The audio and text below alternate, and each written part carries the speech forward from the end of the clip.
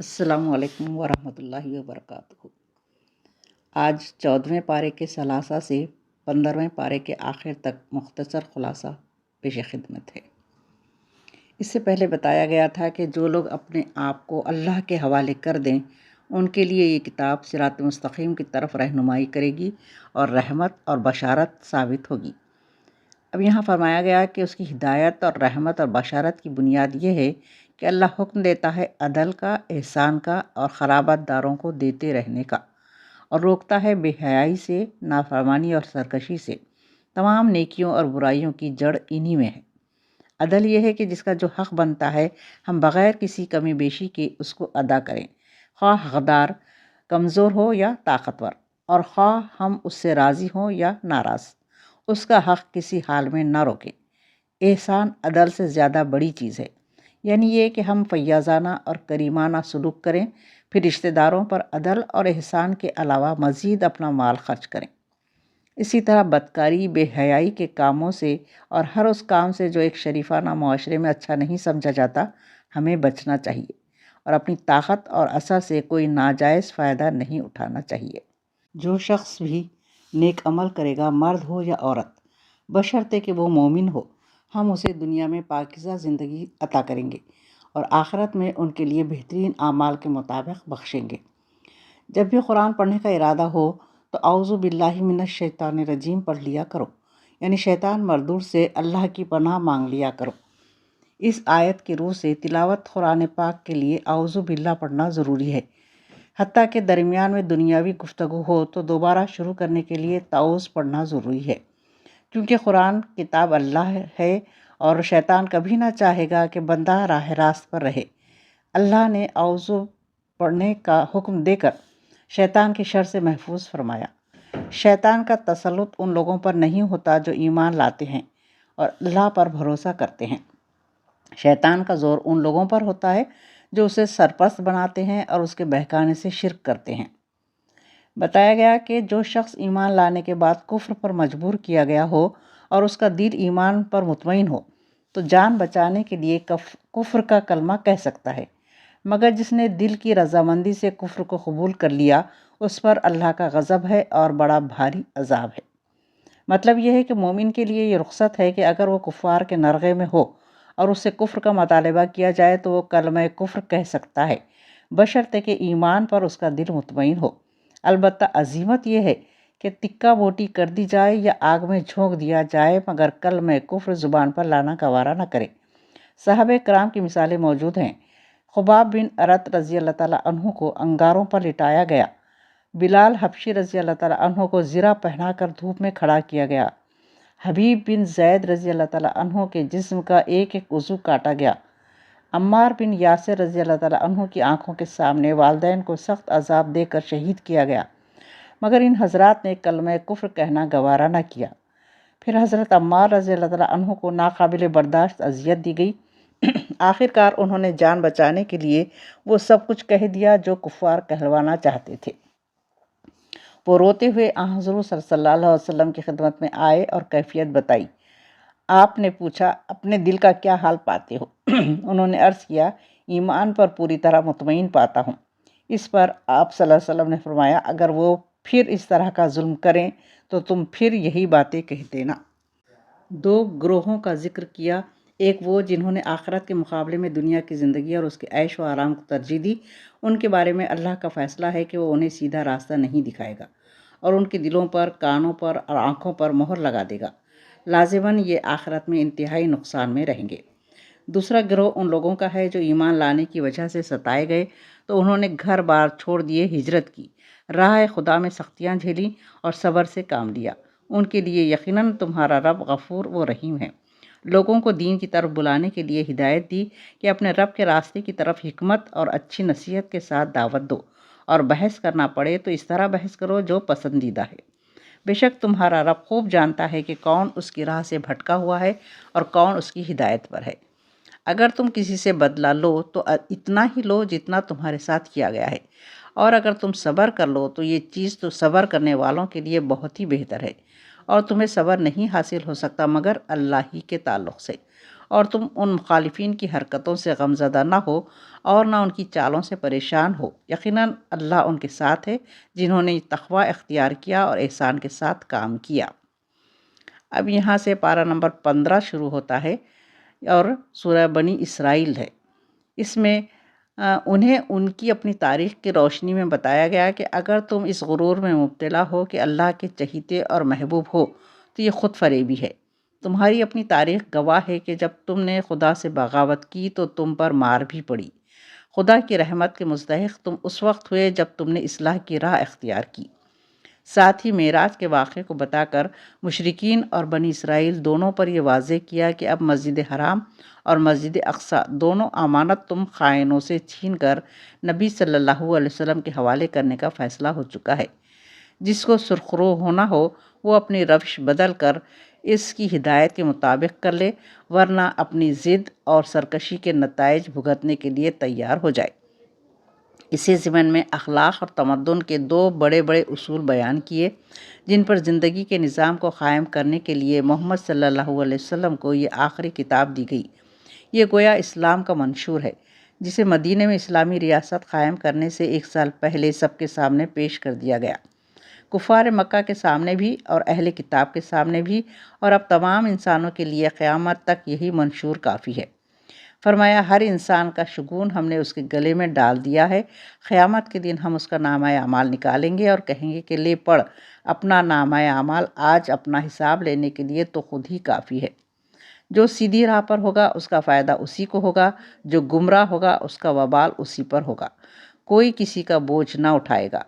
جب تک ہم پیغمبر نہ بھیج دیں ہم عذاب دینے والے نہیں، اور ہم جب کسی بستی کو ہلاک کرنا چاہتے ہیں تو اس کے خوشحال لوگوں کو ڈھیل دیتے ہیں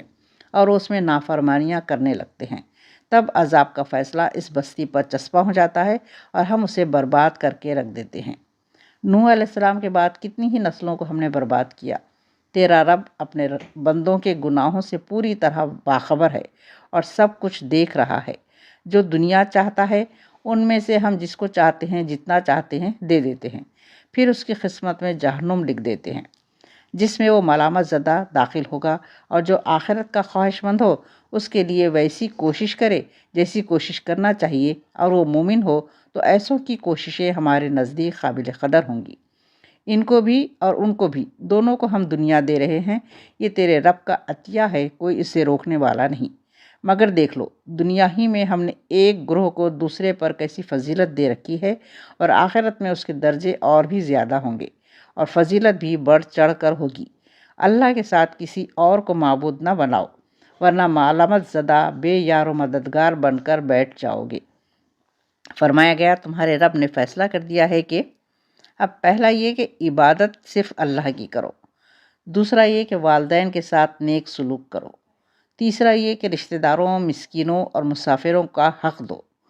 چوتھا یہ کہ فضول خرچی نہ کرو، پانچواں یہ کہ اگر کسی کی ضرورت پوری نہ کرو تو نرمی سے جواب دے دو، چھٹا یہ کہ نہ کنجوسی کرو نہ فضول خرچی، اعتدال کی راہ اختیار کرو، ساتواں یہ کہ اپنی اولاد کو مفلسی کے خوف سے قتل نہ کرو، آٹھواں یہ کہ زنا کے قریب بھی نہ پھٹکو، نواں یہ کہ بغیر قانونی جواز کے کسی کو قتل نہ کرو، دسواں یہ کہ قانونی حدود سے باہر یتیم کے مال کے پاس بھی نہ پھٹکو، گیارہواں یہ کہ باہمی قول و قرار کی پابندی کرو، بارہواں یہ کہ ناپ اور تول میں کمی بیشی نہ کرو، تیرہ یہ کہ جس بات کا تمہیں علم نہ ہو اس کے پیچھے مت پڑو، چودہ یہ کہ غرور اور تکبر کی چال نہ چلو۔ یہ وہ حکمت کی باتیں ہیں جو تمہارے رب نے تم پر وحی کی ہے۔ یہ آخرت کے منکرین تعجب کا اظہار کرتے ہیں کہ خاک ہو جانے کے بعد کیسے پیدا کیے جائیں گے؟ کہو جس طرح پہلے پیدا کیے گئے تھے۔ انہیں ہمارے عذاب کا یقین نہیں ہے؟ کہو کوئی بستی ایسی نہیں ہے کہ ہم نے اسے ایک وقت آنے پر ہلاک نہ کر دیا ہو یا اس پر عذاب نہ بھیجا ہو۔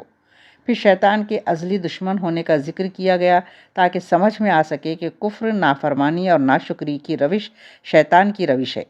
اور جو اس پر چلے گا وہ گویا شیطان کی پیروی کرے گا، حالانکہ یہ روش دھوکے کے سوا کچھ نہیں ہے۔ اس رب کے کہنے پر چلنا چاہیے جو تم سب کا حقیقی رب ہے، جو سمندروں میں کشتیاں چلاتا ہے تاکہ روزی حاصل کر سکو، کیا تم اس بات سے بے خوف ہو گئے ہو کہ تمہیں وہ خشکی پر زمین میں دھسا دے یا تم پر پتھراؤ کرنے والی آندھی بھیج دے اور تم کوئی حمایتی نہ پاؤ؟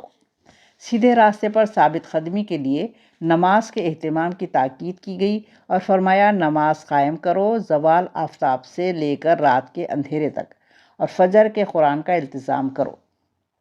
کیونکہ فجر میں پڑھے جانے والے قرآن کے خاص طور پر اللہ کے فرشتے گواہ بنتے ہیں،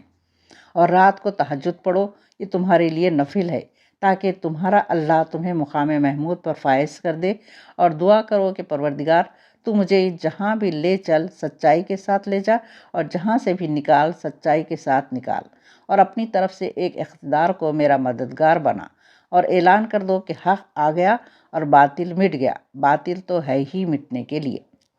ہر زمانے کی جہالتوں میں سے ایک یہ ہے کہ لوگ اس غلط فہمی میں مبتلا رہے ہیں کہ بشر کبھی پیغمبر نہیں ہو سکتا،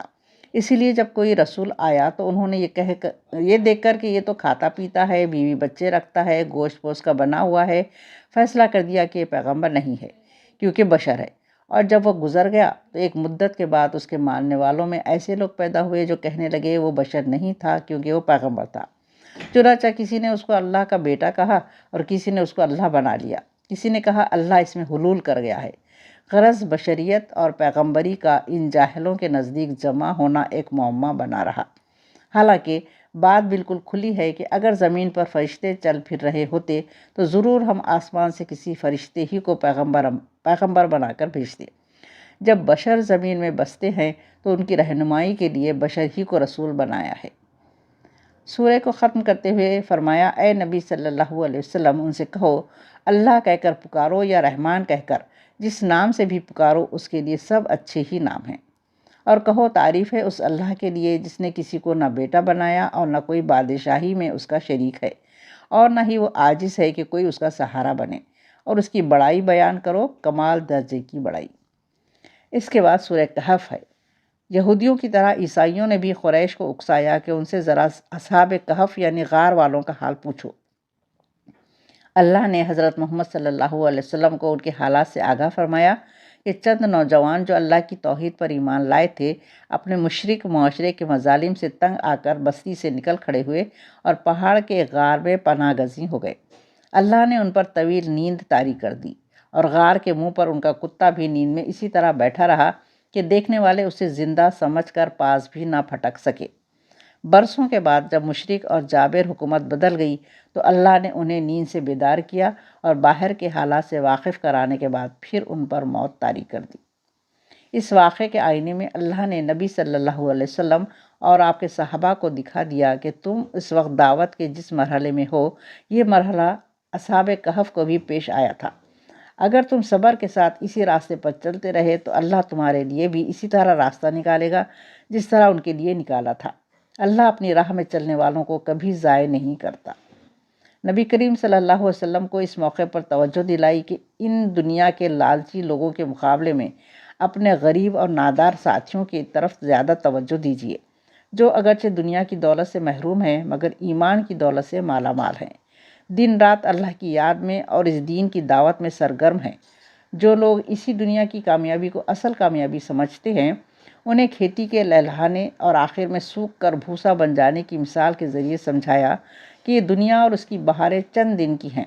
ان میں سے کوئی چیز ساتھ جانے والی نہیں، ساتھ صرف ایمان اور نیک اعمال جائیں گے۔ اس سرمایہ کو جمع کرنے کی فکر کرو۔ اللہ تعالی ہمیں بھی ایمان اور نیک اعمال جیسے سرمایہ کو جمع کرنے میں مدد فرمائے۔